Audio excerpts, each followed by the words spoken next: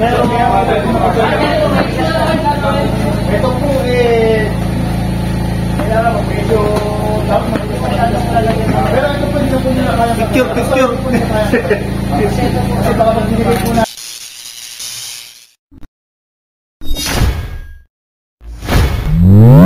May nakawala. Dito makawala po talaga si Bisty kasi po pinapadala. Ano, karga ko na po to sa sasakyan. Souvenir. Bagong gawa. Ay, bagong panganak.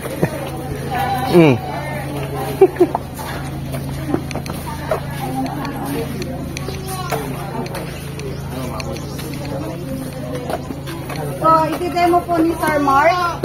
Yan. Papakita po sa inyo. Pakibigay. Ear tagging for... So, dito po, makikita po natin, kaya po tayo meron ding individual record. So, pwede rin po kahit picturean nyo po isa-isa yung inyong mga kambing. Yan. So, una po, kanan po tayo. So, dito po, siguraduhin lang po natin na hindi po siya tatamaan yung veins para po hindi madugo. So, dito po sa pagitan. So, ang pag-i-eartag po, hindi po masyadong mataas, hindi masyadong mababa, huwag din sa gitna. So, 3/4 po ng kanyang tenga. Kasi kapag masyadong mababa po, pwede pong malaslas ka agad. Yan. Kapag sobrang taas naman po, baka may matamaan na po dito na.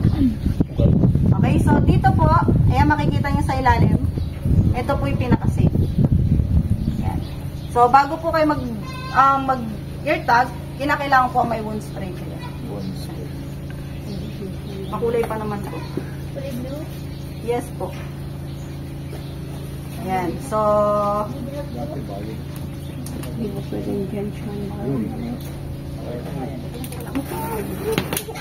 yan. Tapos, Tumatalon.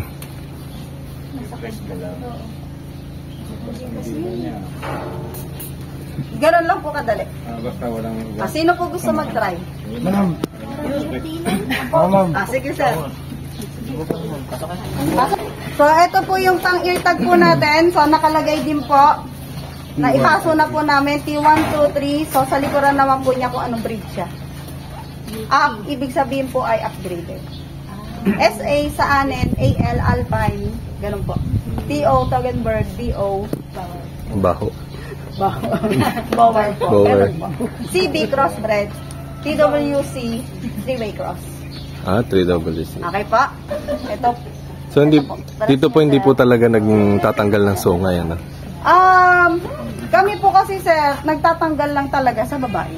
Sa babae Mas po. maganda. Katulad po ng sinabi ni Sir Christian, Doc Christian po, ang mga lalaki po kasi talaga, mas maganda po yung amoy maanggo kasi mas matches sila sa mga babae. Oh. So, yun po yung mga gusto mga Kaya, so, ano po yun sa kambing, sa tao medyo kan mo yun. Kapag ka malaki sungay ng lalaki, Kaya po ng mga lalaki, lalo na kapag yung sa breeding season na po, iihian pa nila yung sarili nila. Para talagang umamoy sila.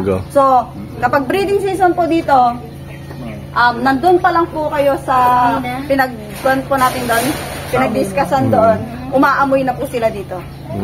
Kasi, opo, tapos po, doon na marami na pong naglalandi. Kasi everyday po, may teaser back kami, inililibot namin ngayon.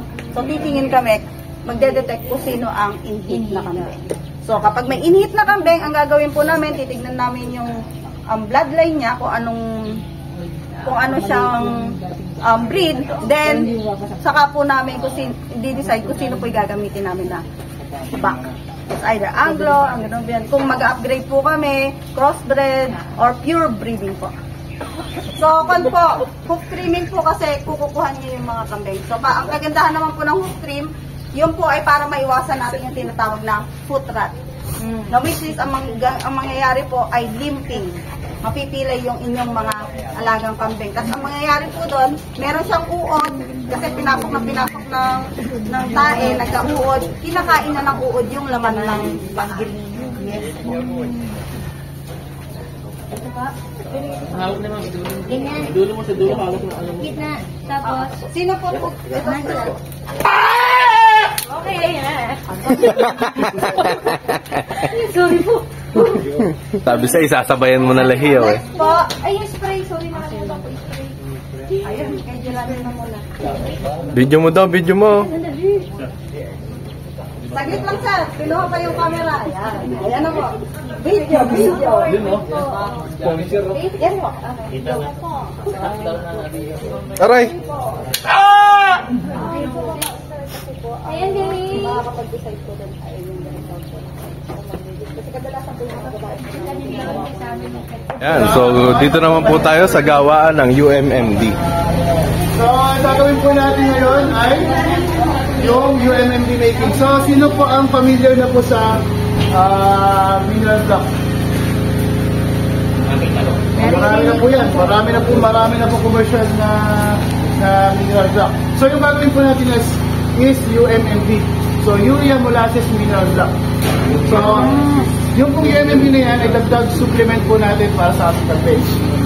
Nakakatulong po ito para sa kanyang ma-increase yung kanyang digestibility at feed intake. So kapag kumain po siya nito, so ang mangyayari ay ma-increase yung digestibility niya into 20%, lalo kasi kapag kumakain siya ng mga forage, yung mga hindi po kaagad-agad yun na lulusaw sa kanya. So yung po pinakain nyo, every other day pa, malulusaw talaga ang kanyang mga. So, para po ito makatulong doon sa digestibility niya at mapadami yung kanyang feed intake. So, sa feed intake po, nakakadagdag po, nasa 30 to 35% po yung feed intake kapag nakakadagdag po yan. So, ang mga feed ingredients po ng UMMD, so number 1 is rice bran, molasses, cement, urea, dicalpos, at salt. So ang percentage po ay 38% ng rice bran, 38% ng molasses, 10% ng cement, at 10% ng urea, and at 10% of urea, 3% ng dicalpos at 1% ng salt. Dicalpos. Dicalcium phosphate. So, may mga nagtitinda rin po sa mga agri-supply. So, pwede kung meron yung mga benta. So mas makakamura po. So, yung gagawin po natin ay 50 kilos po.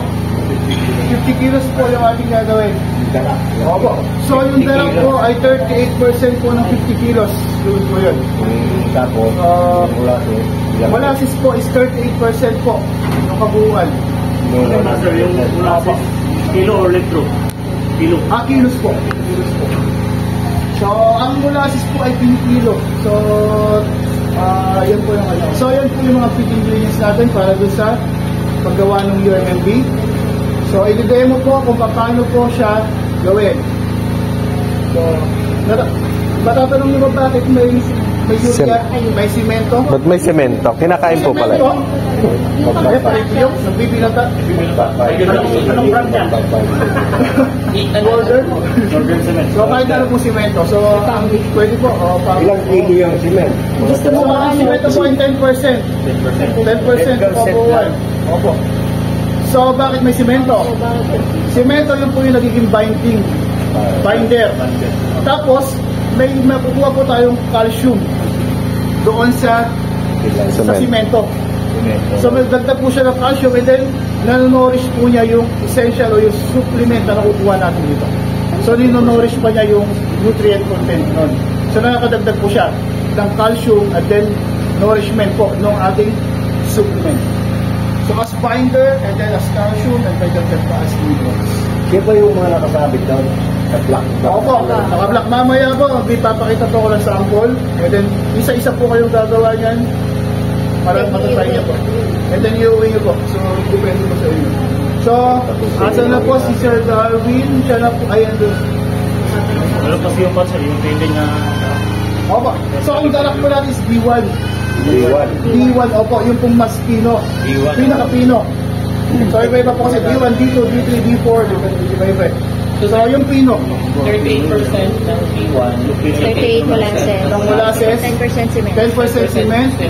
10% ng urea. 3% ng dicalpos. And 1% ng salt. Nalagay ko sa easy material niya na. Ayan, doon ko pala. Kami ayusin naman po. Sabi ko, Okay. Ay, Dyson. So, ito Roxol. pag mahal yan, pinalay Mahal. Malala. Asa na si... Binili ko sa Shopee, Himalayan salt. Himalaya salt, ang sosyal. social. Pero ito talaga gusto ko to. Ito po. Langganang malaking yung ano. So ito po kasi pangmatagalan na po yan. So kahit balibar o... So yan po, isa-demo na po ni Sir Darwin yung price o. Pagkalagay nung rice bran. So ilalagay ng pwede molasses.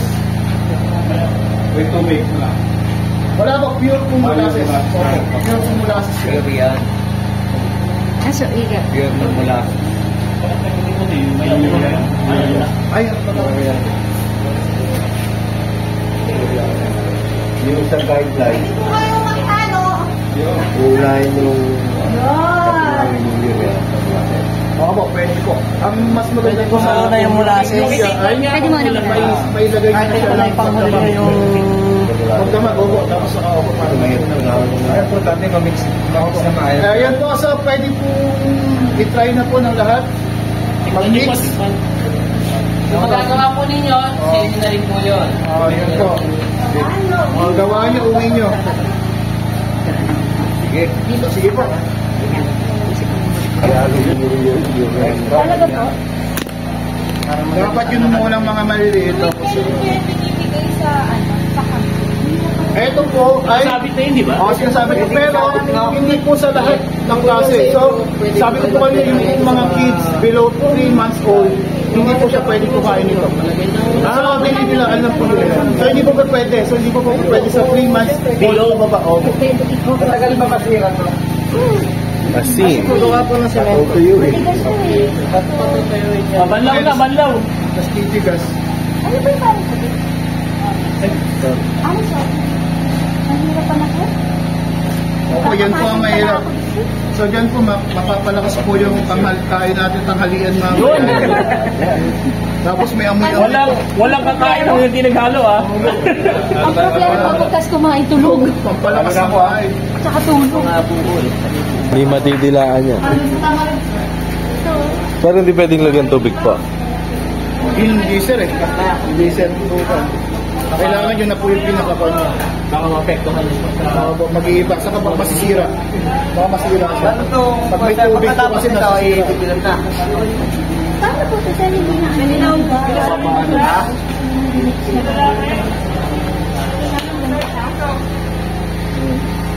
So, i-store lang po siya sa room temperature. So, hindi po natin siya ibibilad. Kasi cover lang po. Kasi nasa room temp lang po. Nasa bodega or... Gano'ng katagal po? So, depende po yan. So, natagal po yan 2 weeks pataas para lang po tumigas yung ating... Plastic na tayo. Sweet?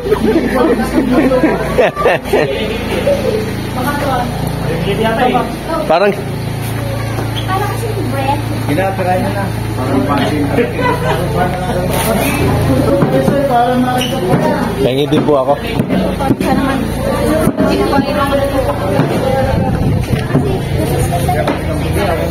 Buo-buo yung urea. Matigas na ba yan? Kulang, ay sakto ba, sir? Kulang. Ano pa, ano pa? Atali. Gano'ng kalakas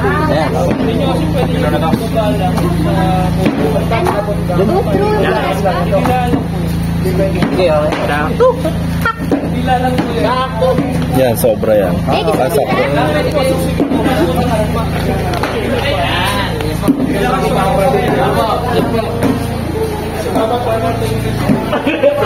Makikisama na rin ako dyan.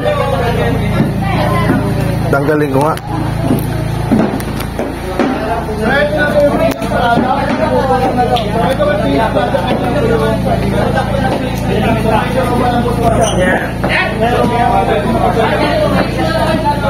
ito po kailangan mo medyo pero ito po hindi na po nila kaya picture Kasi baka pag binigay po natin ay makakagat nila kagad mo. Dapat. Yan, so nakagawa na po kami. Yung ganyan mamaya. Sir Joby, ano na nangyari sa'yo? Ito. Meron ka na? Wala pa rin. Parang galit na galit ka. Ay, sila ma, magaganda. Picture nyo lang, kuya. Ha? Penggira na. Ah! Yan, dito po kasi lalagay yung tali.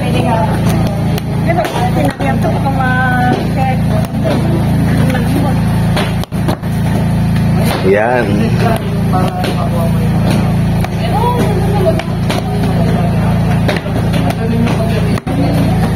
Ayan po, nakagawa na po kami ng mineral block. So, UMMD. So, yan po yung mga nutrients na dinidilaan ng mga small ruminants. Nagawa po kami. Tay, pipicture mo na kayo. Hahawak na yung mga yan. So, Pero pinagawa natin. sige po, dikit-dikit kayo po. Dami.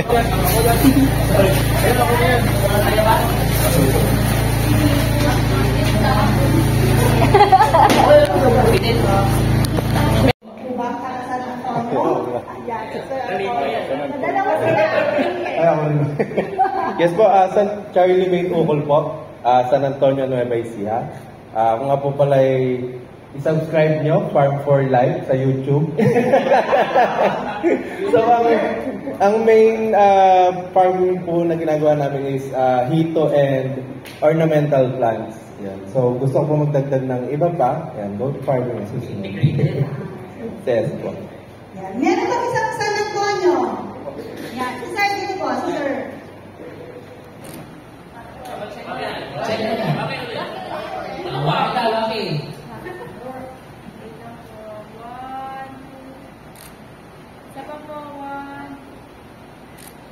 Okay. Yan po, papunta na po tayo sa ating accommodation. Natapos na po yung ating first day. Yan, si Sir Joby ang kasama natin ulit. Ulit eh. Parang walang no choice. Walang no choice.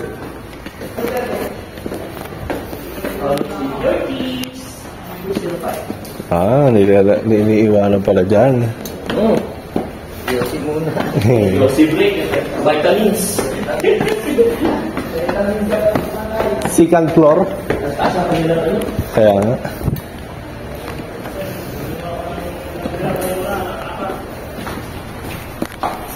Ito ko pa ito. Dito tayo. Po, dito tayo sa second floor. Ayan si Mamaan. Sampagita. Ano yung? Yan, dinner po tayo. Early dinner. Sarap ng pagkain natin, oh.